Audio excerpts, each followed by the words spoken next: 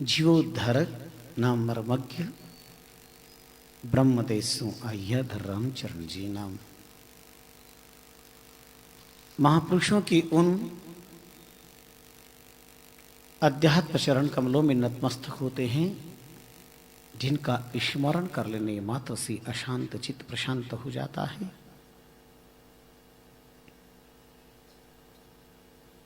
विकृति संस्कृति में बदल जाती है, विकार निर्विकार का जामा पहन लेते हैं, असंत संत बन जाते हैं, भोग योग में बदल जाता है। श्रद्धा भक्ति प्रीति पुरस्सरः पावस्तम शरण में प्रणाम करते हैं, उन्हीं चतुष्टय का स्मरण करते हैं। राम नाम सिद्ध स्थली त्रिवाग राम द्वारा के कण कण को वंदन करते हैं, अभिवंदन करते हैं।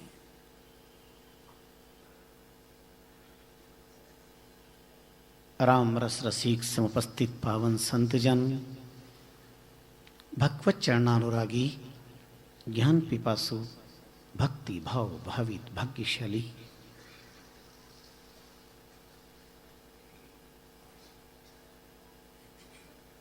सत्संग भागीरथी में अनंत जन्मों की प्रबल पुण्य प्रताप से अवगाहन करने की इच्छा से उपस्थित पुण्यात्माओं,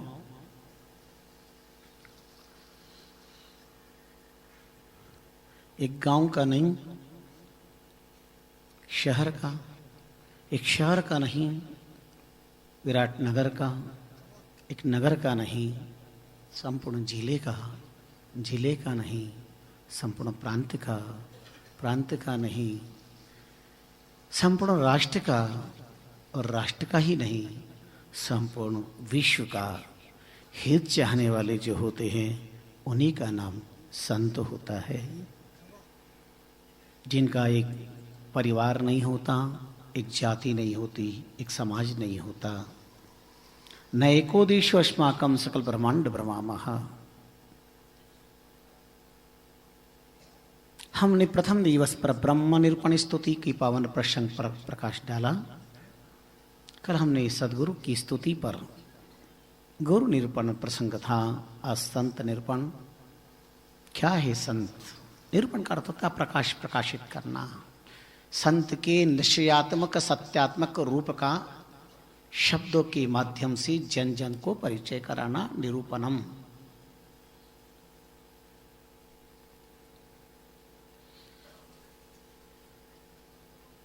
श्रवणसार ग्रंथ का संकेत है। संत किसे कहते हैं?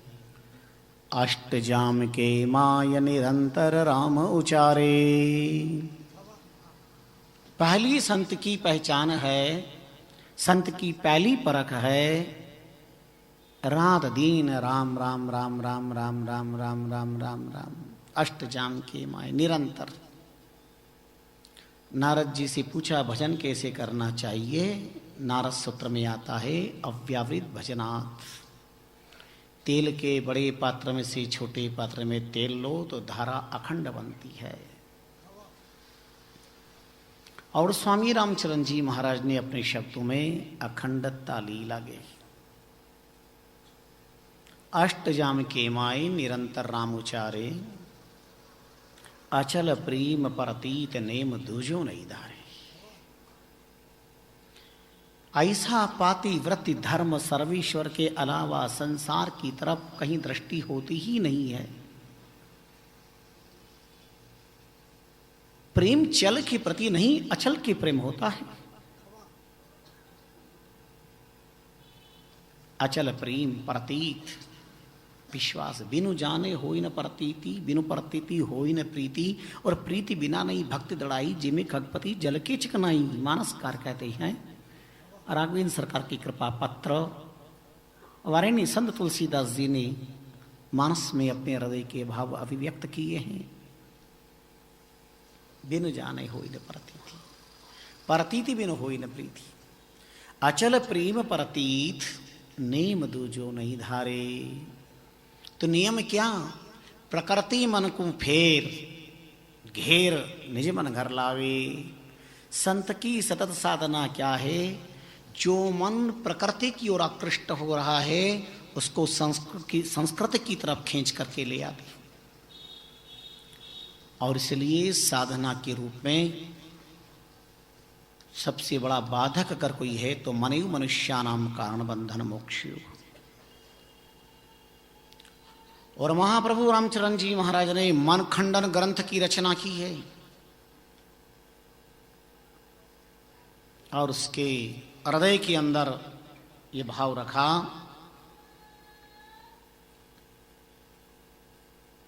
मन को मार मरी ही जी कोई, मन को मार मरेगा जो कोई, वैकुंठ धाम में वासा होई। और मन का मारिया जो नर मरी है, लग 84 तनवे पुनि धरी है।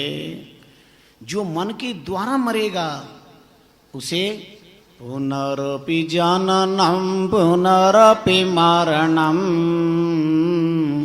पुनरपि जननी जठरे शयनम।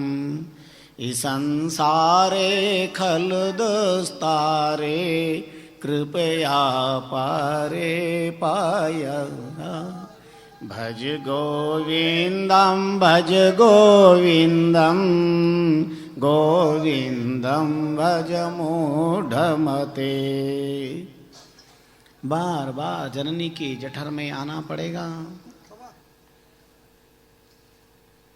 मन प्रकृति की ओर जाएगा, पुरुषोत्तम की तरफ नहीं जाएगा तो बहुत संकट होगा। अर्जुन ने विडंबना व्यक्त की है, चंचलम ही मनः कृष्ण प्रमाति बलवद्दलम तस्याहम निग्रहम मन्ये वायुर्यु दुष्करम। युगों पूर्व अर्जुन ने मन की विडंबना, मन दौर्बल्य स्थापित किया है।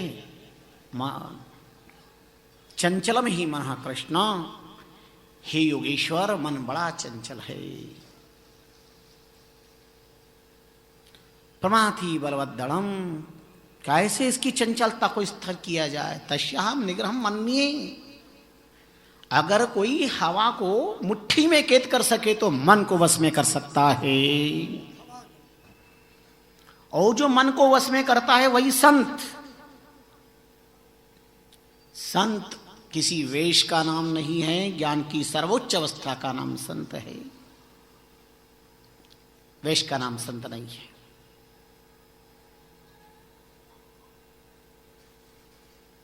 इसलिए जो ज्ञान की चर्चा करते हैं वो नर हो या नारी है, उन्हें संत कह करके पुकारा जाता है। वैश्य नहीं है, गृहस्थ है, बहुत लोग प्रवचन करते हैं, उन्हें संत कहते हैं।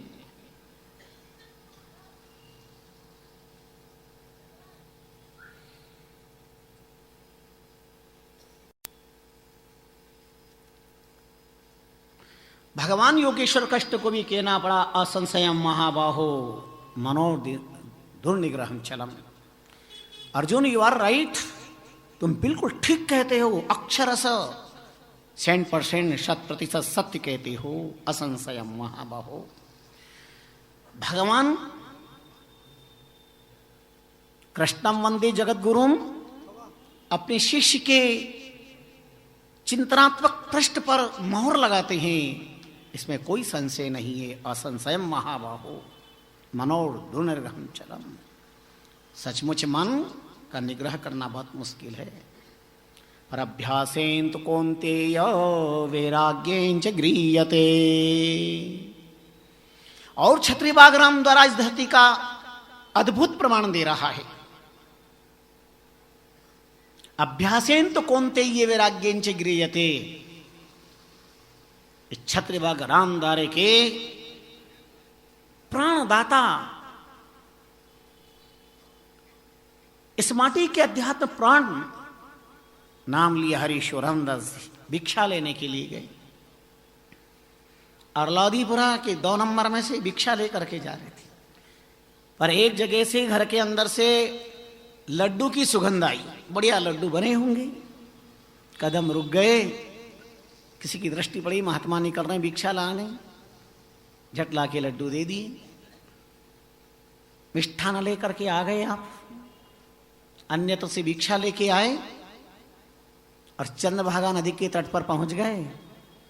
ये तो सब बंद हो गया, वरना ये वही है, चंद्रभागा का रूप है ये विराट। अब नदी नालों पर भी लोगों ने कब्जा कर लिया है, समुद्र पे कब्जा कर लिया है। फिर त्राहिमाम त्राहिमाम मचता है। जब सुनामी की लहर आती है तो विश्व कांप जाता है। क्यों? तुमने समुद्र के ऊपर कब्जा किया जब तुम्हारे तकलीफ नहीं हुई, कष्ट नहीं हुई, और जब समुद्र ने अपने कब्जे पर अधिकार किया तो त्राहिमाम त्राहिमाम हो गया।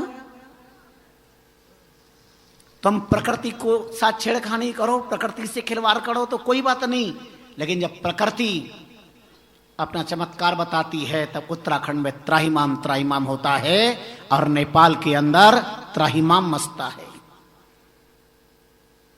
एक दिन में हजारों पशु को एक साथ हिंसा की आग में झोंक दिया बलि के नाम पर। जीव नहीं रहेगी, लेकिन हिंसा का कर्म फल जब प्राप्त हुआ तो तबाही मच गई।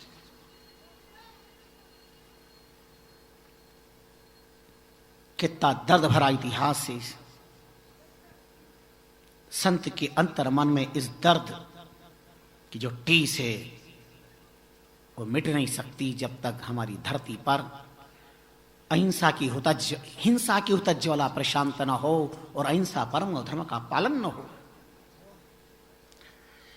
आइए अस्तु पूज्यपात मुनि जी शोरंदास जी चले गए नदी के तट पर, और वो लड्डू जिसके लिए कदम रुक गए थे हाथ में लिया और कहा, मन इस लड्डू के लिए तू रुक गया, इसकी सुगंध ने इतना आकृष्ट किया, ये विनाशकारी पदार्थ है मन, और इसको पाने के लिए तू मचल गया, तूने कदम को रोक लिया, इतना दम तेरे में। आज तो तू लड्डू के लिए रुका है, कल तेरे अंतर्मन में और कुछ भोगेच्छा जाग जाएगी, मेरा वैराग्य कपूर हो जाएगा, मेरी साधना लापता हो जाएगी। ले, आपने हमने मन को नहीं देखा है, पर मनन करने वाले मननशील मुनि महाराज की जिस तपस्या स्थली पर हैं, एक अनूठा उदाहरण आपके समक्ष प्रस्तुत है। उन्होंने हाथ में लड्डू ले ले, मन लड्डू खाएगा, ले खा, और एक हाथ में नदी की रेत ले ली, ये रेत पड़ी ऐसी, खाएगा, और रेती तो अपने अंदर डाल ली और लड्डू मछलियों को जल के अंदर डाल दिया, फिर लड्डू लिया, ले और खाएगा, ले खा, और रेती अंदर। और कहते हैं जिस मन को आप नहीं जानते, निराकारे, आकार नहीं है, देखा नहीं है, वो मन तड़प तड़प करके प्रकट होके कहा, मुनि जी महाराज अब मैं आपको कभी नहीं सताऊंगा। नहीं नहीं, तू तो लड्डू खा, ले और खा। ऐसे मनजीत महापुरुष थे ये, उनकी तपस्या की साधना की जालो जलाली है।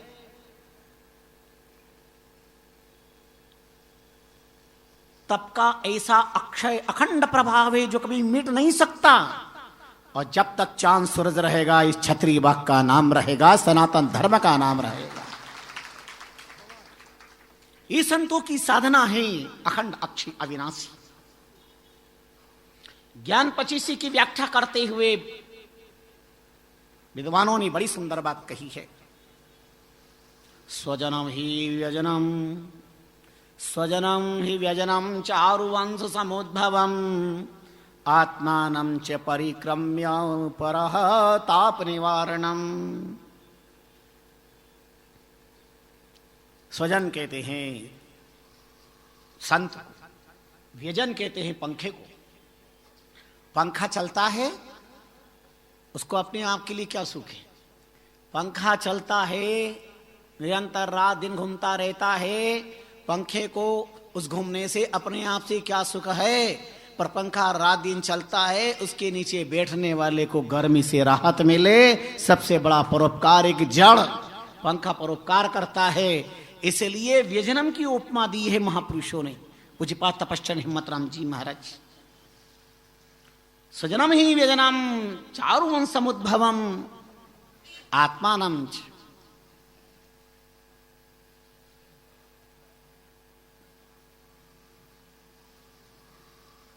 परिक्रम्य आत्मानां च परिक्रम्य परः ताप निवारणम।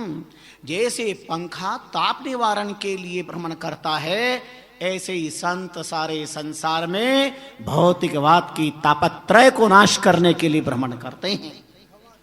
250 साल पहले स्वामी रामचंद्र जी महाराज से प्रश्न किया, संतों को तो हिमालय की गुफाओं में भजन करना चाहिए, संसार के बीच में आने की क्या जरूरत है? गिरी कंदराओं में, विंध्याचल की गुफाओं में भजन करना चाहिए।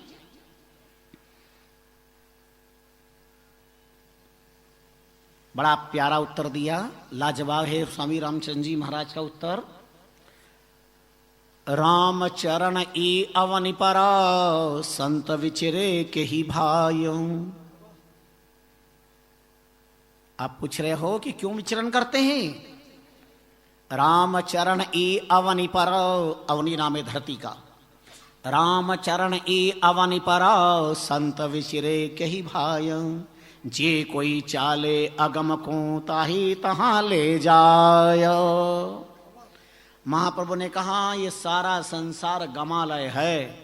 किसी को सत्ता का गम है, किसी को संपत्ति का गम है, किसी को सौंदर्य का गम है, किसी को स्वार्थ का गम है, किसी को क्या गम है, किसी को पत्नी का गम है, पति का गम है, बच्चों का गम है, न जाने क्या क्या गम है। गम नाम दुख का है, अनंत अंतहीन दुख है। दुखालयम अशाश्वतम, गीता की भाषा में। पुस्तकालय में पुस्तकें ही पुस्तकें हैं, वस्त्रालय में वस्त्र ही वस्त्र है, औषधालय में औषधि औषधि है। ये जगत है, ये मृत्यालय है, यहां मृत्यु ही शाश्वत है। आए जो सब जाएंगे राजा रंग फकीर। फिर वो लखपति हो, करोड़पति हो, शास्त्रपति हो, अरबपति हो, किसी पत्नी का पति हो या राष्ट्रपति हो,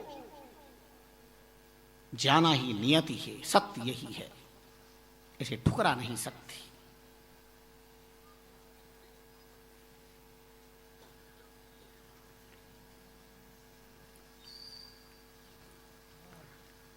महापुरुषों ने संत की स्तुति भूरी सा की है।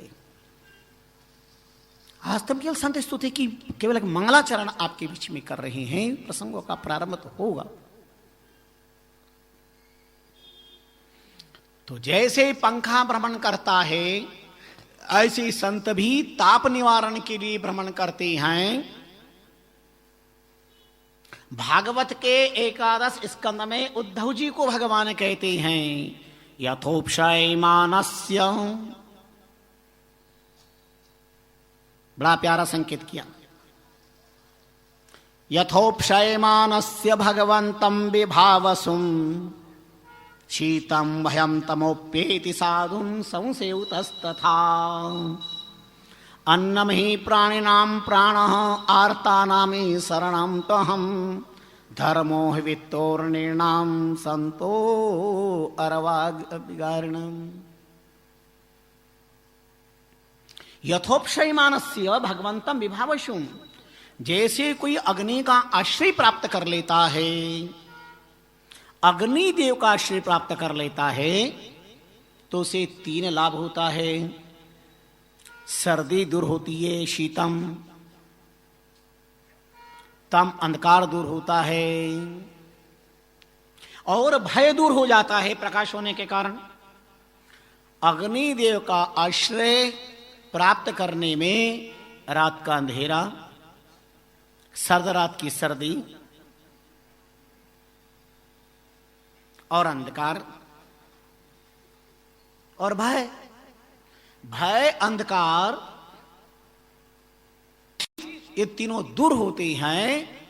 यथोपशयमानस्य, भगवान कहते हैं उद्धव जी, यथोपशयमानस्य भगवन्तं विभावसुम शीतम भयम तमोप्येति साधुन संशयस्तथा।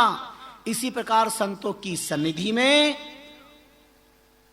पापों की सर्दी दूर हो जाती है, अज्ञान का अंधकार दूर हो जाता है और कर्म फल का भय नष्ट हो जाता है। भगवान श्री मुख से कितनी महत्वपूर्ण चर्चा कर रहे हैं, कितना। अरे आपको तो रेडीमेड मिल रहा है सब, आजकल रेडीमेड का जमाना है ना।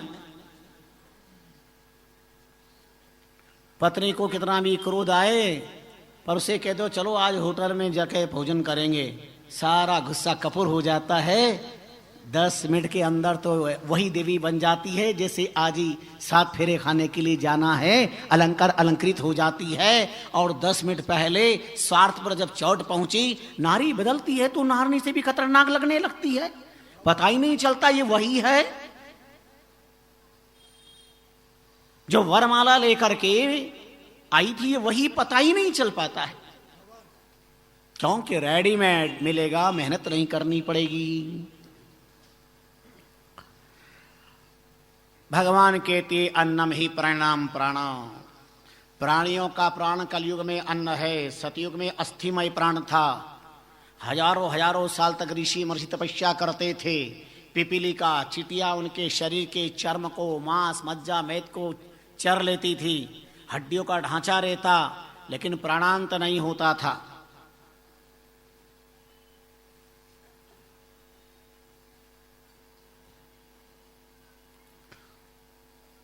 इस कलयुग में अन्नमय ही प्राण है। थोड़ा विलंब हो जाए तो आकुल व्याकुल हो जाते हैं, बहुत देर हो गई है, जल्दी करिए। अन्नम ही प्राणाम प्राण, आर्तानामी शरणम तुहम। उद्धव, आर्त प्राणियों के लिए मैं ही शरण हूं। और धर्मो वित्तम निर्णाम प्रेत्य, मरने के बाद धर्म ही धन है, धन धन नहीं रहता।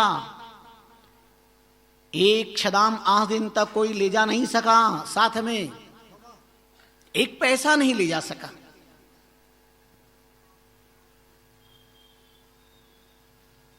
मानव शास्त्र का व्यवहार कहता है इंसान से प्यार करो और पैसे का उपयोग करो। आजकल उल्टा काम चल रहा है, पैसे से तो प्यार कर रहे और इंसान का केवल उपयोग कर रहे हैं।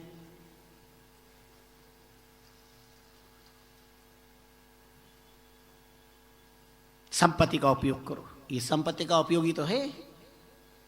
दादू दुनिया में 2 बड़ा, 1 रुपया 1 राम, एक सुधारे आत्मा एक सुधारे काम।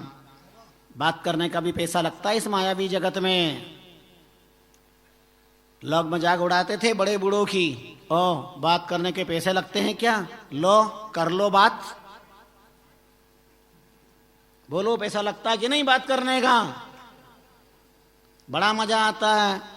ये देवियां जब बात शुरू करना करती है, आज सब्जी का आएगी बने नहीं, ये क्या बनाना वो क्या बनाना, आज वहां कब जाएंगे ना, रामदारा कितनी बजे जाएंगे ना, कल क्यों नहीं आए ना।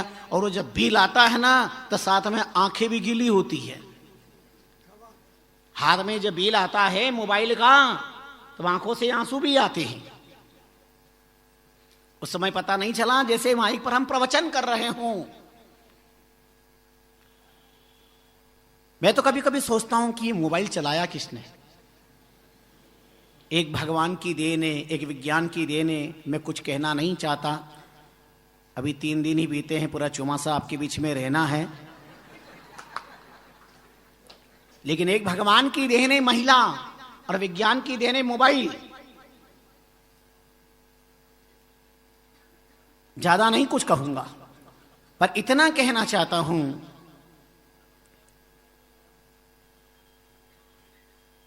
पता है मोबाइल किसने चलाया? महिलाओं ने। घर की बात है, कहना मत किसी को। क्यों चलाया पता है? वो पूछती हेलो डियर कहां हो? बोले गाड़ी में चल रहा हूं। बोले हार्न बजाओ। वो हार्न प्लीज होता है, हाँ हाँ यू आर राइट, बिल्कुल आप गाड़ी में चल रहे हो, ठीक। और जितना झूठ बोलना मोबाइल सिखा रहा है ना, कोई नहीं सिखा रहा है।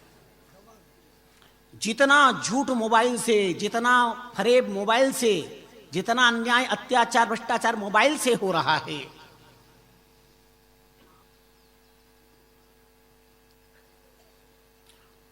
वस्तु का दोष नहीं है, उसके व्यवहार का दोष है। क्या हम उसका उपयोग कर रहे हैं? मिसयूज ज्यादा हो रहा है। कुछ भी हो उपयोग करो, सदुपयोग करो। ना हम उपयोग करते हैं, ना सदुपयोग करते हैं, ना उपभोग करते हैं, हम ज्यादा से ज्यादा दुरुपयोग करते हैं। यह दुर्भाग्य है पढ़े लिखे समाज में। हम दुरुपयोग ज्यादा कर रहे हैं सत्ता का, शक्ति का, संपत्ति का, मोबाइल का।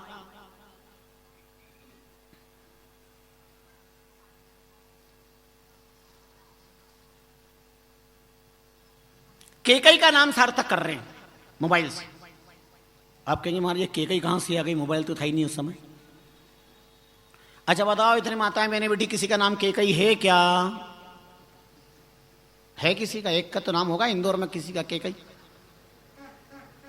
और अगर हम केकई शब्द पर विचार करें तो न जाने कितनी केकईयां बैठी हुई मिल जाएगी। केकई किसे कहते हैं? केवे कई और करे कई, उको नाम केकई। समझ में आया केकई किसको कहते हैं? केवे कई और करे कई। मोबाइल में क्या कर रहे हो? केवे कई न करे कई। मोबाइल में कहे तो हम कुछ और रहे हैं, कहीं और जाने का, जा कहीं और रहे हैं।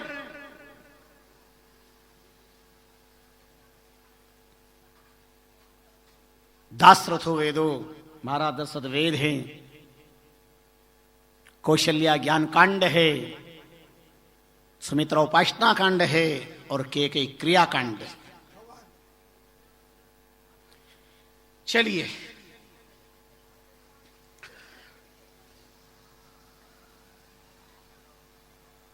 अष्टजाम के माय निरंतर राम उचारे, अचल प्रेम प्रतीत नेम दूजो नहीं धारे। प्रकृति मन को फेर घेर निज मन कर लावे।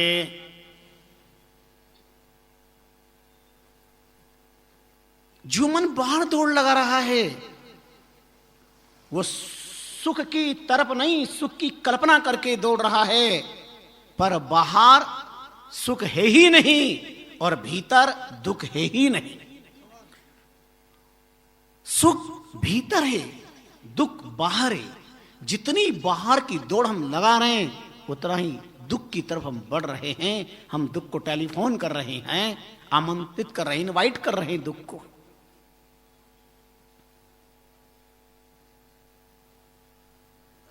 गुण इंद्रिया की वृत्ति जिसी संतर मुख गावे। और क्या संत की भजन की समृद्धता? अष्ट सिद्धि नवनिधि और मुक्ति हुते नह काम। रामचरणवा संत को है मेरी प्रणाम। महाप्रभु रामचरण जी महाराज प्रणाम करते हैं ऐसे संत को। और जितने भी मंगलाचरण हुए हैं उसमें राम गुरु संत की स्तुति की है, प्रणाम किया है। रमतीत राम गुरुदेव जी पुनित्यहूं काल के संत, जिनको रामचरण की वंदन बारी अनंत।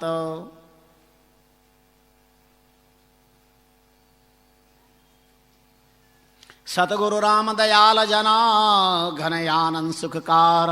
तिनको वंदन राम जन करहो नित निर्धार। अखंड राम गुरु संत जन मंगलमय सुख धाम। शीस राय कर जो नित कर दुल्लय प्रणाम। जितने आचार्य चरण वह हैं अपनी साखियों में पूर्ण ब्रह्म की स्तुति करी है, गुरुदेव की स्तुति करी है, संत स्तुति करी है, क्योंकि स्तुति है इनका जीवन।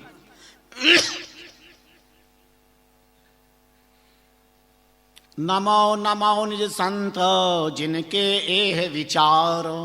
ब्रह्मा ही निष्ठा सदा माया को तस्कार। माया को तस्कार निज ज्ञान अध्यात्म क्या वर्णन किया है। निपुण वेद वेदांत अंत जानत सभी गम।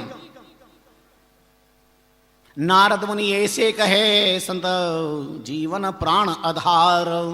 नमो नमो नि संत जो जाके एह विचार। तब महाप्रभु रामचरण पर संत विचरे के भाई।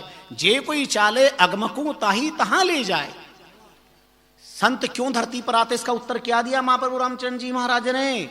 इस गम की दुनिया में जो आकुल व्याकुल हो रहे हैं, परेशान हो रहे हैं, उनको से अगम की तरफ ले चलते हैं। अगम की तरफ, ना गम अगम, जहां कोई प्रकार का दुख है ही नहीं। अखंड सुख, शाश्वत सुख।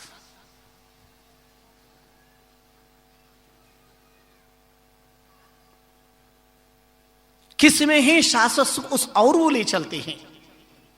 अगर संत को यह सामर्थ्य ना होता, संत को यह प्रताप ना होता, कौन संत को आज काल रुचार दिन वर्ष चार जुग चार, आद अंत मदि राम चरण राम संत आधार, राम संत आधार और सब जगत लुटेरा, सुख में शामिल होए कष्ट में रहे न नेरा, कष्ट निवारण राम जी यूं संता को उपकार, कष्ट निवारण राम जी यूं संता को उपकार, आज काल रुचार दिन वर्ष चार जुग चार। सतयुग में संतों का आधार था, त्रेता द्वापर अछूता नहीं रहा, और भयावह ब्याल कराल कलिकाल में अगर कोई आधार है तो एकमात्र संत का ही आधार है। इसलिए भगवतकारों ने ध्येयम सदा पर भवक्नमभीष्टदोहम तीर्थास्पदम शिविरिंचिरुतम शरण्यम भृत्यारतिहं प्रणतपाल भवाब्दिपौतम वंदे महापुरुष ते चरणारविंदम, वंदे महापुरुष ते चरणारविंदम, वंदे महापुरुष ते चरणारविंदम। बार बार चरणों की स्तुति की है, संतों की प्रणाम किया है, नमन किया है, वंदन किया है। जड़ भरत जी जैसे राजा रहुगण को क्या उपदेश देते हैं, रहुगणेत तत तपसा नयाति न चेज्जया निर्वपनाद ग्रहाद्वा, न छंदसा न जलाग्निर सूर्येर बिना महदपाद्रजोभिषेकम, बिना महदपाद्रजोभिषेकम, बिना महदपाद्रजोभिषेकम। रहुगण अपनी आंख खोल, अकोविदवाद वदन्यस्थो नीतिम वरिष्ठम, तो अपने को बहुत ज्ञानी मान रहा है, बात अज्ञान की तरह कर रहा है। बात कहे वेदांत की, चले वेद की चाल। जड़भरत जैसी सिद्ध संतों ने राजा रावण की आंखें खोली। रहुगणे तत्तपसा न याति न चेज्जया निर्वपनात् ग्रहात्वा न च संदसा न जलाग्नि सूर्येर विना मत्पाद्रजोभिषेकम। बिना संत महापुरुषों की चरण की सन्निधि पाए, संत सदगुरु के चरणों में गए बिना आपकी अग्नि उपासना, सूर्य उपासना, जल उपासना, योग, याग, जाप, तप, कोई आपका बेड़ा पार नहीं कर सकता है। संत कृपा से ही पाप ताप उपताप परिताप संताप का अंत होगा, हो नहीं सकता।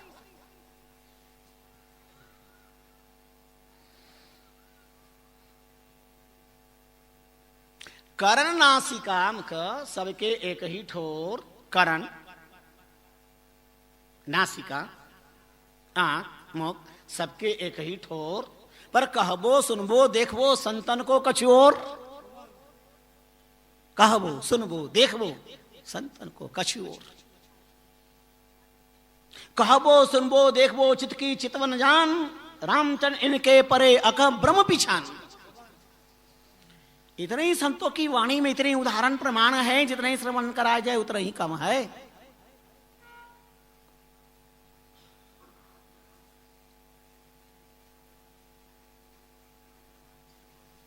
साध सत्य ऋषि तलजल ब्रह्म विचार साधना होता परशुराम जल मरतो संसार। संत सुर सरि संता चले भुजंगी चाल, जहां जहां सेरा निसरे तहां तहां करे निहाल।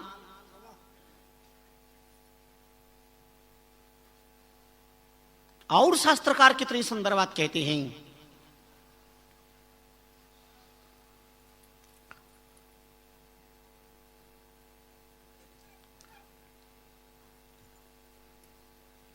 संत क्या है और जगत क्या है। एक उदाहरण सुनो। आपने मोर को सावन में नाचते देखा? मोर को अच्छा लगता है ना? जब मोर नाचता है 8 साल का या 60 साल का हो, उसका मन भी नाचने लगता है मोर को नाचते हुए देख करके। लेकिन आपने आसोज में मोर को पंख त्याग करते नहीं देखा, और अगर देखा भी होगा तो आपने मोर के पंख के भीतर की वह अर्थ वाणी नहीं श्रवण की होगी। आश्विन मास में जब मोर अपने पंख का त्याग करती हैं, तब मोर के पंख मोर से क्या कहते हैं सुनो। अस्मन् विचित्र वपुषो तव पृष्ठ लग्नात् कस्मान् विमुञ्चसि सखे यदि मां विमुञ्च हानिर्भवे तव तनो खलु नीलकण्ठ वयं गोपाल बाल मुकुट में वास्त्रयः। है नीलकंठ, अस्मान विचित्र वपुसो, क्या सुंदर तुम्हारा शरीर है। तव पृष्ठ लगनाथ, हम तुम्हारे पीछे हैं, पंख हैं पर हम तुम्हारे पीछे हैं, पर हमसे तुम्हारी शोभा है, हम तुम्हारे पीछे जरूर हैं। जो पीछे रहे तो ऐसा नहीं जानना चाहिए कि पीछे हैं। ध्यान देना, ये पीछे का बल ही काम करता है, पृष्ठ बल। जिसके पास दो बल है, इष्ट बल और पृष्ठ बल, संसार के सारे बल वहां पर पानी भरते घुटने टेकते हैं। इष्ट बल है राम कृपा, प्रभु कृपा, और पृष्ठ बल है गुरु कृपा। ये दो कृपा का बल जिसके पास है। अस्मान विचित्र वपुषो तव पृष्ठ लग्नात् कस्मान विमुंचसि सखे यदि माम विमुंच। जब तुम नाचते हो हमें फैलाकर, हर आंख तुम्हें देखना चाहती है, आज तुम हमें छोड़ रहे हो। मोर की पंख मयूर से कहते हैं, आज तुम हमें छोड़ रहे हो, छोड़ दो, हमारा कोई नुकसान नहीं होना है। हानिर्भवेत तव तनौ खलु नीलकंठ। हे मयूर, अगर हमें छोड़ दिया और जब तुम नाचोगे तो फैलाओगे किसे, जब हम होंगे ही नहीं। कौन सी आंख तुम्हारी तब देखेगी, नुकसान तुम्हें होगा। हानिर्भवे तव तनौ खलु नीलकंठ वयं गोपाल बाल मुकुट में वास्त्रयः। हम तो तुमसे दूर हो करके आहा हा हा हा षोडश कलावतारी योगेश्वर माधुरी सुधा सिंधु गोपिका वल्लभ द्वारकाधीश भगवान कृष्ण के मस्तक पर पहुंच जाएंगे, तुम्हारा क्या होगा। बोलो, मोर के पंख कहां है, क्या पहचान है कृष्ण की। मोर पंख वाला भगवान विष्णु के तो नहीं लग रहे हैं, शिव जी के नहीं, रजिस्टर्ड है भगवान कृष्ण का, मेरे अलावा कोई मोर पंख लगाएगा नहीं, रजिस्टर्ड है।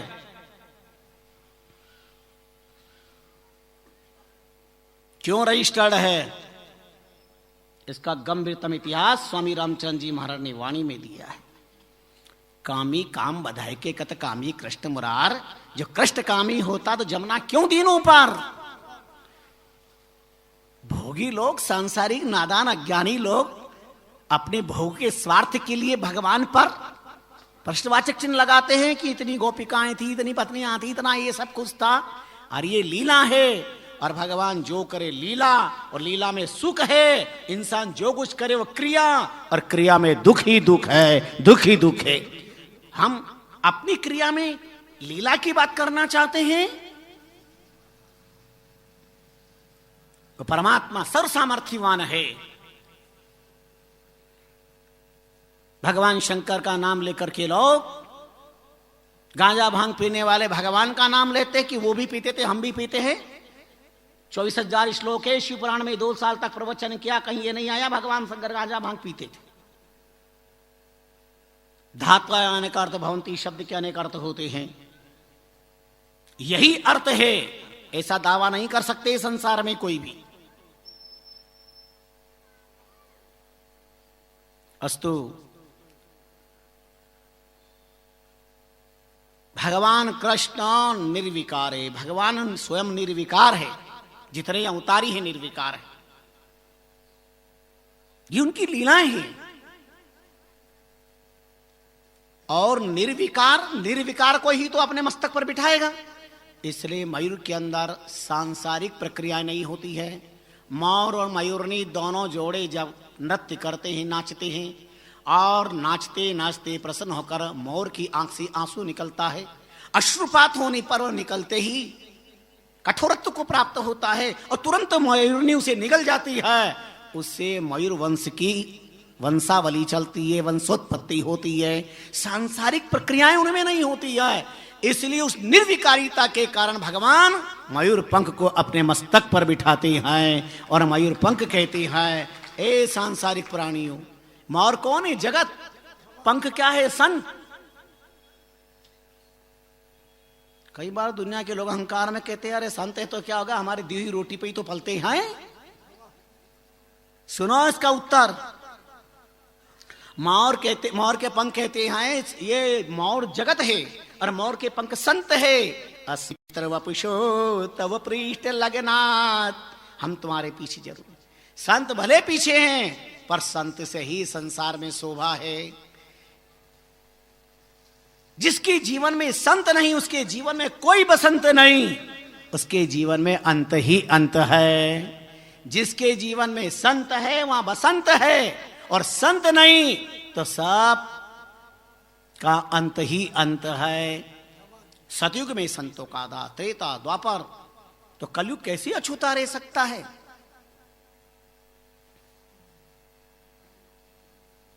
क्या क्या संतों ने लीलाएं नहीं की, क्या क्या कृपाएं नहीं की।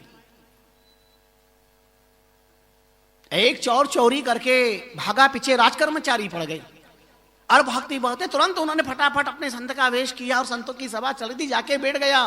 राजकर्मचारी पीछे आए और कहा, ये जो आके भी बैठा ये चोर है, ये जो साधु बैठा ये चोर है।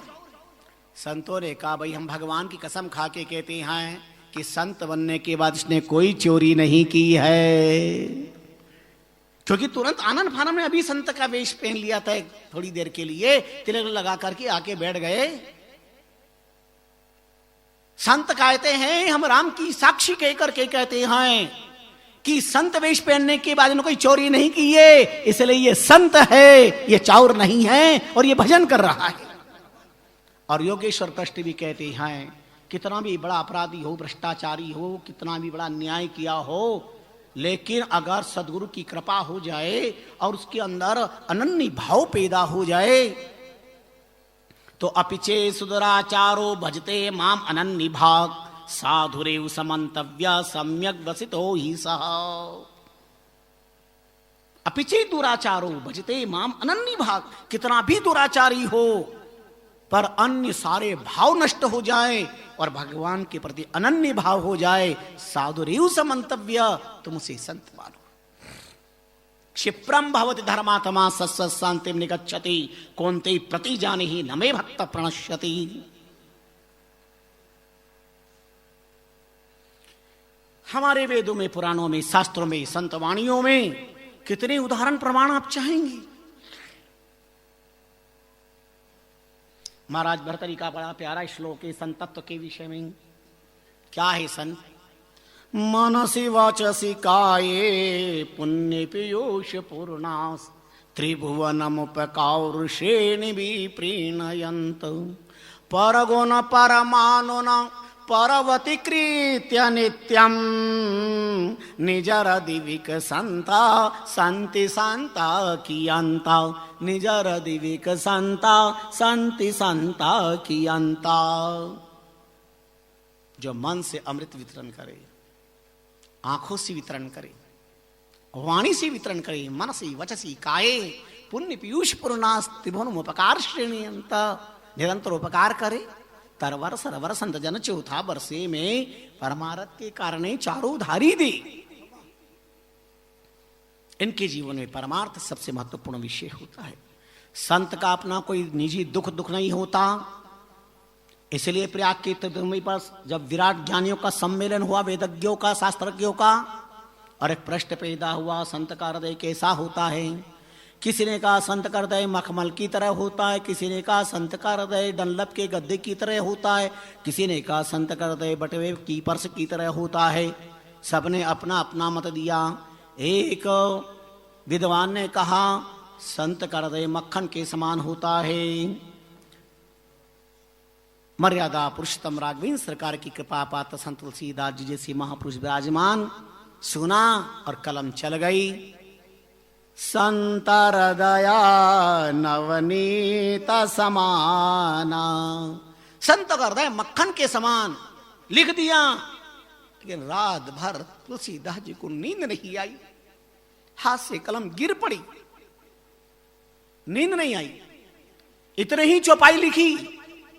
इसकी पूर्ण होती तो बाद में करी, रात भर रोते रहे। मैंने कितना बना आज तक संत की हृदय की उपमा दे दी, संत की हृदय कोई उपमा ही नहीं है। मक्खन तो गर्मी पाकर के पिघल जाता है, मखमल धूप से रंग हो जाता है, पर्स कितनी कीमत की चीज रखो, रिजल पत्ती माल गायब हो जाता है। लेकिन क्या संत के हृदय के साथ हम ऐसा व्यवहार कर सकते हैं क्या? कहा कभी न पर कहीं हम जाना। मैं नहीं कहता विद्वान लोगों ने कहा इसलिए मैंने कह दिया। निज परिताप द्रवई नवनीता, पर दुख द्रवही संत सुपुनीता। अरे मक्खन तो अपने ही ताप से पिघल जाता है, पर संत अपनी कितनी भी ताप उसकी परवाह नहीं करते, पर समाज और राष्ट्र के अंदर पाप ताप संताप सहन नहीं करते। इसी का नाम संत है। वो समाज के दुख से दुखी है। जिस गांव का, जिस शहर का, जिसका अंजल लेते हैं, वहां पर परिवार में पिता पुत्र में प्रेम हो, पति पत्नी में स्नेह हो, भाई भाई में अनुराग हो, समाज में शांति स्थापना हो, राष्ट्र संस्कारों का उपासक बने, विकृति का उपासक न बने। पाश्चात्य रंग में रंग करके हम अपने सनातन धर्म को धूमिल न करें। संपूर्ण विश्व के मानस पटल पर हमारा भारत राष्ट्र धर्म के सिग्नेचर करता है, सनातन आस्था के हस्ताक्षर करता है। और कोई राष्ट्र को धर्म राष्ट्र नहीं कह सकते, पर हमारा भारत राष्ट्र धर्म राष्ट्र है, चरित्र राष्ट्र है, संस्कृति राष्ट्र है, एकमात्र हमारा भारत राष्ट्र। और राष्ट्र की पहचान धन, अमेरिका की भी पहचान धन, पर हमारे भारत राष्ट्र की पहचान धर्म, संस्कृति और चरित्र हमारे भारत की पहचान है। यह भारत भूमि का सौभाग्य है, क्योंकि यह संतों की भूमि है, ऋषियों की भूमि है, देवताओं की भूमि है, अवतारों की भूमि है। इसलिए भारत भूमि वंदनीय है और भारत की भूमि की संत स्तुति है। स्तुति करे संता तनि घनी प्रीत जो लाय। क्या महाप्रभु ने वर्णन किया? स्तुति करे संता तनि घनी प्रीत जो लाय, सो सुख पावे सजी दुग्ध अंदरता मिट जाय। दुग्ध अंदरता मिट जाए, गाय है वेद पुराना, जन महिमा को लाभ कोपे कही है जाना। रामचरण भज राम को पाप न सके दबाय, संता की स्तुति कुन पे की करी जाए। स्तुति करे संता तनि घनी प्रीत जो लाए। जो संतों की स्तुति निरंतर करते हैं, वो वाणी को तो सफल करते ही हैं, जीवन को भी पावन बनाते हैं। संत परम स्तुति है।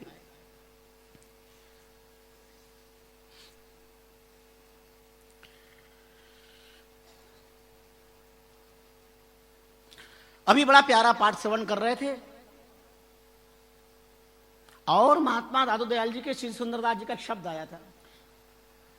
उन्होंने क्या सुंदर वर्णन किया कि धूल जैसो धन जाके सूल सो संसार सुख, भूल जैसो भाग दे का अंत किसी यारी है।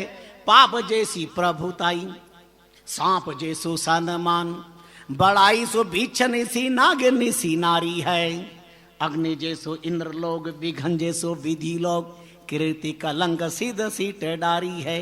वासना न कहूं जाके ऐसी मती सदाता के। क्या वर्णन किया है ये महापुरुषों का चरित्र।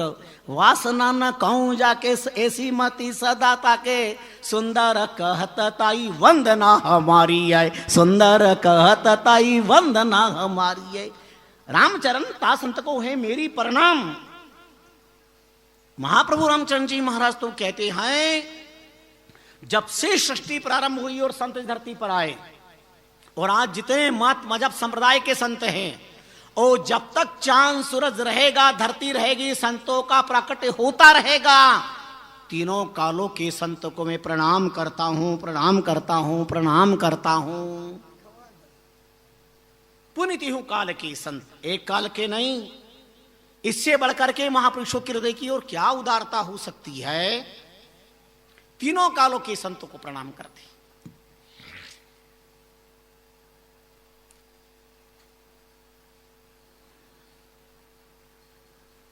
क्यों करते हैं?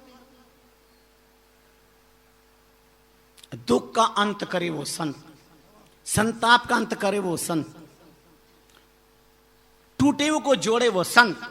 सुई जोड़ती है, दर्जी माथे पे रखता है, कैंची काटती है, नीचे पटक देते हैं। संत और सुई ये हमेशा जोड़ने का काम करते हैं। संत मिलन सब सुख नाही। और गोस्वामी जी कहते हैं साधु ते होई न कार्य हानि। संत से कभी कार्य की हानि नहीं होती। विपदि धैर्य मथाम अभ्युदये क्षमा सदसि वाक्पटुता युधि विक्रमः यशसि चाभिरुचिर्व्यसनौ प्रसीदमिदं हि महात्मनं। यह है संत की परिभाषा। विपत्ति धैर्य मथाम अभ्युदये क्षमा, वो विपत्ति में धैर्य रखते हैं। कोई कितना अपराध कर दे, एक ने कहा महाराज क्या कर सकते हो आप, क्या बिगाड़ो, कर क्या सकते हो। संतों ने कहा दो काम कर सकती हैं। बोले क्या कर सकते हो। बोले एक तो प्रवचन कर सकती हैं, दूसरा कोई कितना भी अपराध करे उसे क्षमा कर सकती हैं। दो ही काम कर सकते हैं। नीतिकार कहती हैं विपद धैर्य मथाम अभ्युदये क्षमा। संत के पास सबसे बड़ा शस्त्र है, क्षमा शस्त्र है। राघव जी महात्मा थे, चले जा रहे थे मस्ती में, भगवत गुण गाते हुए मस्ती में एक गवैया मिल गया रास्ते में। और महात्मा राघवदास जी की तानवान को देखकर इतना जल गया, उसके हाथ में रबाब थी बजाने की, वो दे मारी माथे पर, सिर फुट गया, रक्त बह निकला। लेकिन वह गवैया रोने लगा। राघव महात्मा जी ने कहा भैया क्यों रो रहे हो। बोले महाराज क्यों रहे, आपका माथा तो भी ठीक हो जाएगा, मेरी ये रबाब टूट गई, मैं बजाऊंगा कैसे, पेट कैसे भरूंगा, मेरा तो इतना बड़ा नुकसान हो गया, गुस्से में क्रोध में मैंने आपको मार दिया और मेरी ये टूट गई, अब मैं बजाऊंगा कैसे न, अब पेट कैसे भरूंगा। राघव महात्मा ने उसके आंसू पोछे, माथे पे हाथ रखा और नई रबाब ला करके दे दी। दई रबाब की, सिर में दई रबाब की, मन में हुआ न क्लेश, पुनीताई की सेवा करी, धन्य राघव दरवेश। ऐसे फकीर राघव जी महात्मा हुए। उन्होंने उसके इतने क्रोध के बाद में भी क्षमा प्रदान कर दिया। इसलिए महापुरुषों ने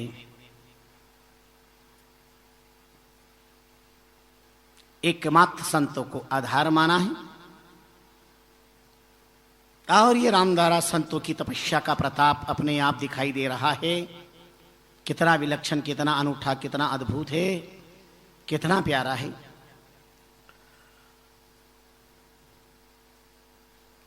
क्या संत का सामर्थ्य, क्या नहीं सामर्थ्य है। आपने कई बार प्रसंग श्रवण किए होंगे। एक बार महात्मा गोरक्षनाथ, संत वही है जो विकृति को संस्कृति में बदले, अभिमानी को अभिमान मुक्त कर दे।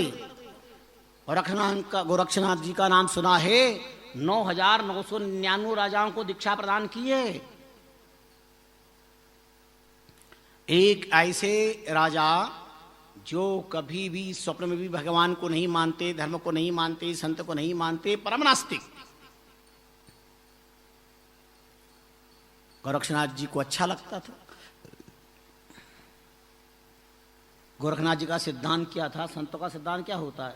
एक संत चौराहे पर बैठ गए, ऐसे लोगों के बीच जो लफंगे हैं, आवारा है, बदमाश है, और उनके बीच में बैठ के खाने पीने लगे। सभी लोगों ने महाराज हम आपको प्रणाम करते हैं, नमस्कार करते हैं, आदर करते हैं, आरती पूजा करते हैं, आप चौराहे पर इनके साथ में बैठ गए, आपको विचार करना चाहिए अभी क्या कर रहे हैं। महात्मा मुस्कुरा के कहने लगे एक बात बताओ कि डॉक्टर की जरूरत किसको पड़ती है। डॉक्टर की जरूरत किसको पड़ती है, जो बीमार है।